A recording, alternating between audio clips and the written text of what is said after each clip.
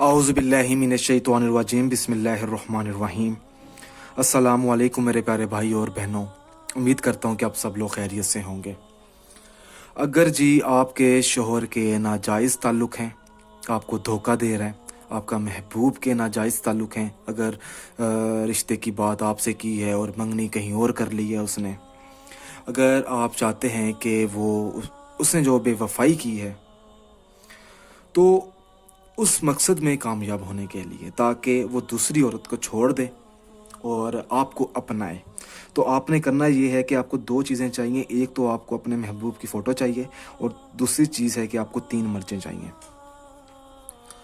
अच्छा जी, उसके बाद आपने अमल करना है, मगर अमल करने से पहले मेरी आप लोगों से एक छोटी सी गुजारिश है प्लीज़, कि मेरे चैनल को सब्सक्राइब करने के बाद बेल आइकन को ज़रूर दबाएं, ताकि मेरे जितने भी अमल हैं वो आप लोगों तक आसानी से पहुँच जाएँ।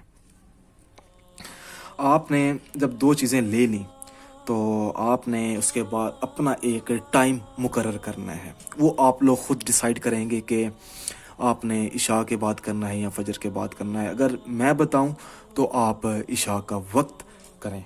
इशा की नमाज़ अदा करने के बाद आपने जैसे ही नमाज़ अदा कर लें तो एक फ़ोटो महबूब की या शोहर की, और उसके बाद अगर उसके नाजायज़ ताल्लुक़ हैं तो करें अमल। 3 मर्चें लें। हर मर्च के ऊपर आपने 121 मरतबा सूरत नास पढ़नी है। उसके बाद आपने अल्लाह पाक से अपनी कामयाबी के लिए दुआ मांगनी है कि आपका जो शोहर है वो दूसरी औरत को छोड़ दे। आपके अगर शोहर के नाजायज़ ताल्लुक़ हैं तो वो ख़त्म हो जाए। इंशाल्लाह ताला जब आप अल्लाह पाक से मांगेंगे तो इंशाल्लाह ताला वो जो आपका मसला है वो हल हो जाएगा। उसके बाद आपने इनका इस्तेमाल करना है। इस्तेमाल इस तरीके से करना है कि आपने इनको तेज़ आग में आपको एक एक करके आपने जला देनी है। अमल एक बार करना है, इसका रिज़ल्ट 7 दिनों के अंदर अंदर आपको मिल जाएगा। 7 दिनों में ना मिले तो 14 दिनों के अंदर मिल सकता है।